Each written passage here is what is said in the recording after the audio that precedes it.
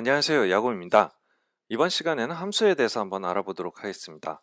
스위프트에서 함수를 선언하는 기본 형태는요, func라는 키워드를 써주고요.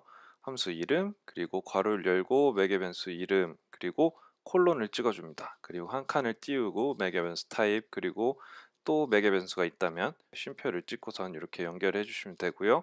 괄호를 닫은 다음에 한 칸 띄우고 그리고 꺽쇠 괄호 이렇게 적어주고 반환 타입 적어주면 됩니다.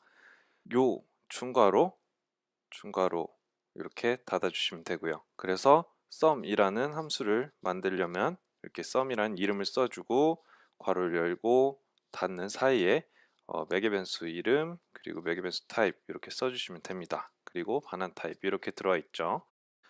반환값이 없는 경우에는요, 이렇게 void라고 써주시면 됩니다. 이 void라는 친구는 요 없다라는 표현의 타입 별칭이 되겠습니다. 이렇게 써주면은 이름을 넘겨주고 이름을 찍어주는 함수를 만들어주고 여기에는 반환값이 없다라고 적어주면 되고요.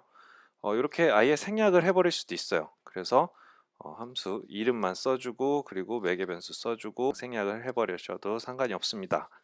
매개 변수가 없으면 괄호 안을 비워주시면 됩니다. 괄호는 당연히 생략을 할 수가 없어요. 네, 그래서 이름을 이렇게 써주시고 괄호를 열고 닫으면 매개 변수가 없다라고 표시해 줄 수가 있습니다.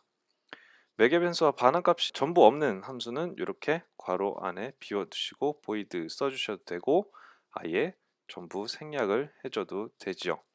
함수가 이렇게 간단한 경우에는 중괄호에서 줄바꿈을 하지 않고 이렇게 작성을 해주셔도 상관이 없습니다.